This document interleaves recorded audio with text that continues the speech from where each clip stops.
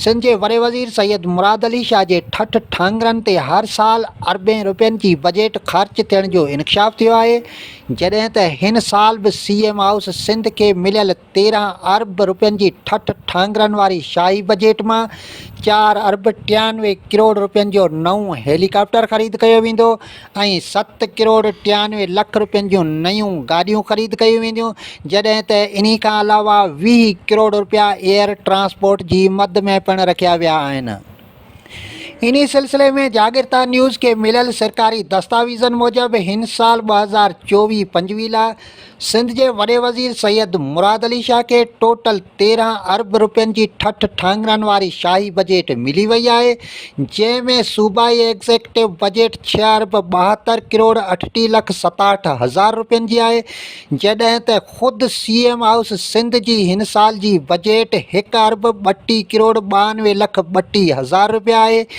इन्ही का अलावा हिन साल वारी माली बजट में services general administration and coordination खाते तरफा सीएम सिंध लाइ नओं हेलीकॉप्टर ख़रीद करण वास्ते 4 अरब 93 करोड़ रुपया रखिया विया आहिनि, जॾहिं त हिन वक़्तु सीएम सिंध जे इस्तेमाल हेठि हेलीकॉप्टर लाइ 5 अरब 24 करोड़ 66 लख 76 हज़ार रुपया ऐं जेट जहाज़ यानी VIP फ्लाइट लाइ 43 करोड़ 38 लख 25 हज़ार रुपया बजट मुख़्तस कई वई आहे ऐं इन्ही खां अलावा 7 करोड़ 93 लख 60 हज़ार रुपयनि जूं नयूं गाॾियूं पिण ख़रीद कयूं वेंदियूं, जॾहिं त 20 करोड़ रुपया एयर ट्रांसपोर्ट जी मद में पिण रखिया विया आहिनि ऐं ईअं मजमूई तौर ते सीएम हाउस सिंध लाइ हिन साल 13 अरब रुपयनि जी शाही बजट मंज़ूर कई वई आहे।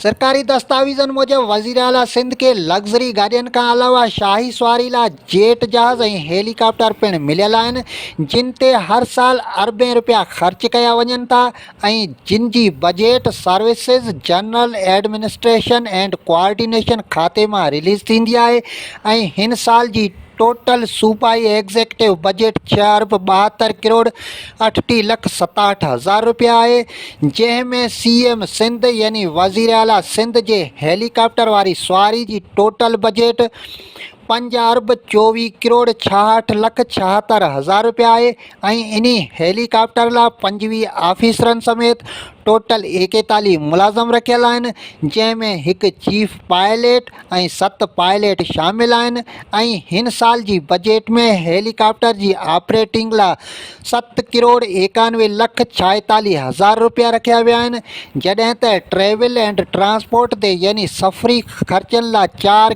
करोड़ 59 लख 11 हज़ार रुपया ऐं जनरल ख़र्चनि लाइ 2 करोड़ 19 लख 15 हज़ार रुपया रखिया विया आहिनि। इन्ही खां अलावा फिज़िकल असासन जी मद में 4 अरब 93 करोड़ 25 लख 27 हज़ार रुपया ऐं ट्रांसपोर्ट जी ख़रीदारी यानी नओं हेलीकॉप्टर ख़रीदण लाइ 4 अरब 93 करोड़ रुपया रखिया विया आहिनि। इन्ही खां अलावा रिपेयर एंड मेंटेनेंस जी मद में 9 करोड़ 63 लख 76 हज़ार रुपया ऐं एयर ट्रांसपोर्ट जी मद में 9 करोड़ 60 लख 17 हज़ार रुपया रखिया विया आहिनि।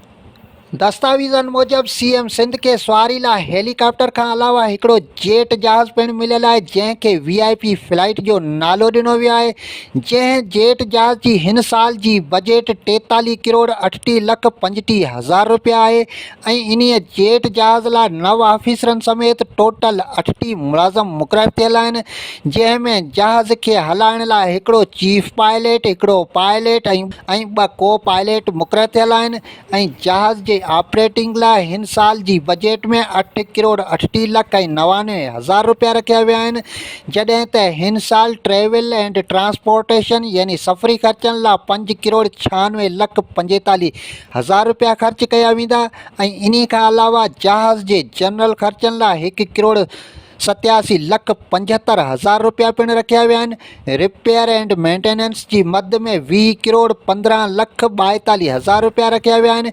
इन्ही खां अलावा एयर ट्रांसपोर्ट जी मद में पिण 20 करोड़ रुपया रखिया विया आहिनि। मीडिया रिपोर्टनि मूजिबि सिंध हुकूमत जा 2 हेलीकॉप्टर फंड हुजण बावजूदि सार संभाल ऐं मरम्मत न थियण सबबि ख़राब ऐं बंदि पियल आहिनि, जॾहिं त 1992 में निजी एविएशन खां ख़रीद कयल ॿेई हेलीकॉप्टर अॼु ॾींहं ताईं सरकारी मिल्कियत बि न थी सघिया आहिनि, जॾहिं त इन्हनि मां हिकिड़ो हेलीकॉप्टर सईद हादी जे नाले ते ख़रीद कयो वियो हो। वधीक तफ़सील डॉन न्यूज़ जी हिन रिपोर्ट में।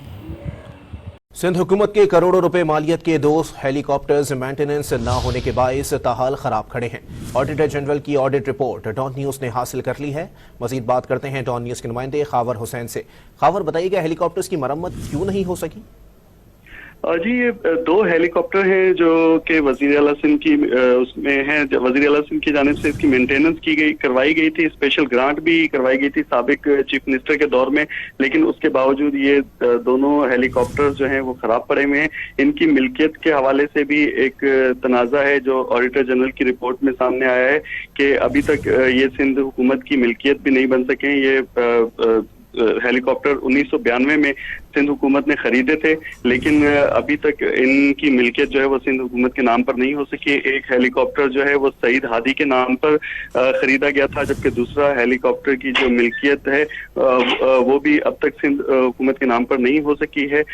इस हवाले से मैं आपको बताऊं कि 2022 में और 21 में भी इसकी मेंटेनेंस के लिए जो है वो स्पेशल फंड मंजूर करवाए गए थे, जबकि 2023 में निगरान हुकूमत के आने से पहले वज़ीर सिंध की मंजूरी से महकमा खजाना ने स्पेशल फंड जारी किए थे।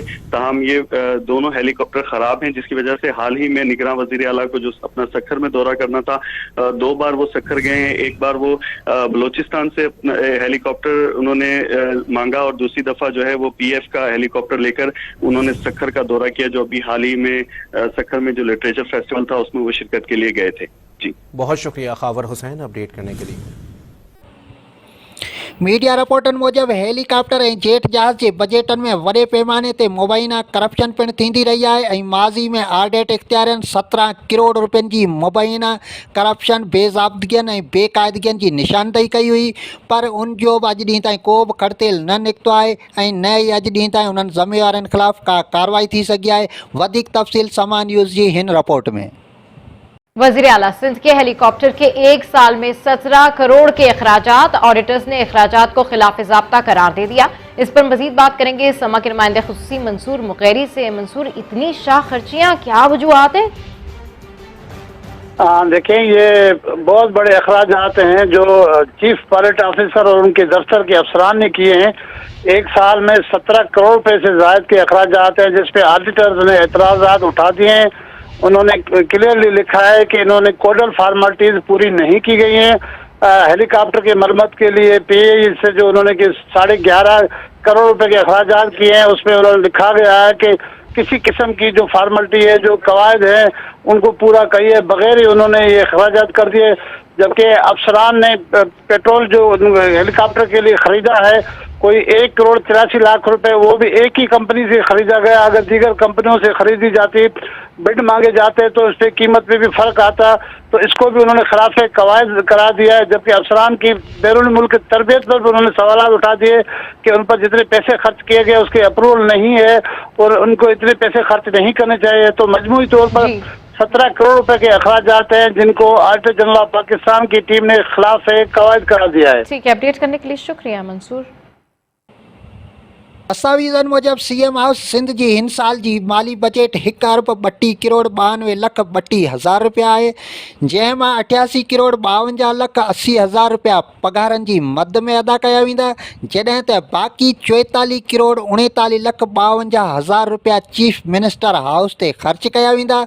सरकारी दस्तावेज़नि मूजिबि CM हाउस ऐं सेक्रेटरीट में टोटल 537 मुलाज़िम मुक़ररु थियल आहिनि, जिन मां 167 ऑफिसर्स आहिनि ऐं वज़ीर आला सैयद मुराद अली शाह समेत इन्हनि ऑफिसरनि ऐं मुलाज़िमनि जी लोध ते हिन साल सरकारी ख़ज़ाने मां 1 अरब 33 करोड़ रुपया ख़र्च कया वेंदा ऐं मुराद अली शाह हिन साल इन्हीअ बजट मां पंहिंजी संगत साथ में 8 करोड़ रुपयनि जा गिफ्ट तक़सीम कंदो।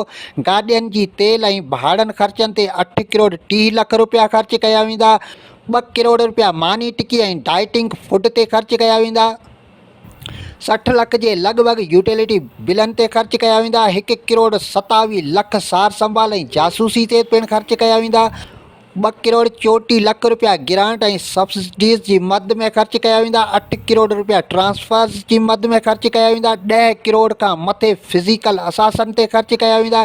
ट्रांसपोर्ट यानी गाॾियुनि जी ख़रीदारी लाइ 7 करोड़ 93 लख 60 हज़ार रुपया ख़र्च कया वेंदा। 1 करोड़ रुपया बूटनि ऐं मशीनरी ते ख़र्च कया वेंदा। 4 करोड़ 25 लख रुपया रिपेयर ऐं मेंटेनेंस ते ख़र्च कया वेंदा। 1.5 करोड़ रुपया बिल्डिंग ते ख़र्च कया वेंदा। 50 लख फर्नीचर ते ख़र्च कया वेंदा। 25 लख बागनि ते ख़र्च कया वेंदा। कम्युनिकेशन ते 93 लख 65 हज़ार रुपया ख़र्च कया वेंदा। 1 करोड़ 70 लख 63 हज़ार जनरल ख़र्च कया वेंदा। जॾहिं त इन खां अलावा ॿियनि केतिरनि ई मदनि में लखें ऐं करोड़े रुपया ख़र्च करे क़ौमी ख़ज़ाने जो सत्यानाश कयो वेंदो। जॾहिं त मीडिया रिपोर्टनि मूजिबि गुज़िरियल माली साल दौरान CM हाउस सिंध ते मंज़ूर थियल बजट खां बि वधीक 45 करोड़ रुपया ख़र्च कया विया हुआ। ॿिए तरफ़ सिंध जे वॾे वज़ीर सैयद मुराद अली शाह जे मीडिया में रिपोर्ट थियल मौक़फ़ मूजिबि मूं गुज़िरियल 10 सालनि दौरान बतौर वज़ीर आला सिंध हिकिड़ी बि नई गाॾी न वरिती आहे ऐं हिन वक़्तु बजट में नयनि गाॾियुनि लाइ जेके बि फंड रखिया विया आहिनि उन्हनि मां CM हाउस सेक्रेटरेट जे ऑफिसरनि ऐं मुलाज़िमनि लाइ नयूं गाॾियूं वरितियूं वेंदियूं जंहिं ते कंहिंखे बि एतिराज़ न करणु घुरिजे।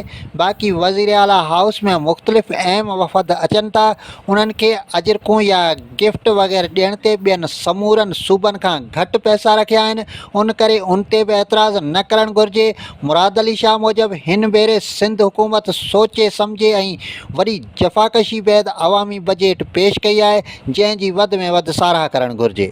सिंध जे साञावंदनि मूजिबि तारजा मासूम ॿारड़ा सिविल अस्पताल मिटीअ में रोज़ानो तड़पी ऐं फतकी मरी रहिया आहिनि, पर सिंध जे वॾे वज़ीर सैयद मुराद अली शाह खे टके जो बि अहसासु कोन्हे ऐं पाण CM हाउस कराची में ठठ ठांगर सां अयाशी वारी ज़िंदगी गुज़ारे रहियो आहे ऐं हर साल शाही ज़िंदगी ते क़ौमी ख़ज़ाने मां अरबें रुपया लुटाया वञनि था, पर केर बि इन्हनि खे चवण वारो कोन्हे ऐं इहे बिना कंहिं रोक टोक ऐं ॿिन्ही हथनि सां सिंध खे लुटे खाए खपाए ऐं तबाह करे रहिया आहिनि। तंहिं करे इन्हनि खे घुरिजे त अयाशनि वारियूं ज़िंदगियूं तर्क करे सिंध जी यतीम ऐं बेयारो मददगार बणियल आवाम ते कुझु रहम कनि। दौलत तरी जागरता न्यूज़ चेलार तरपारकर सिंध।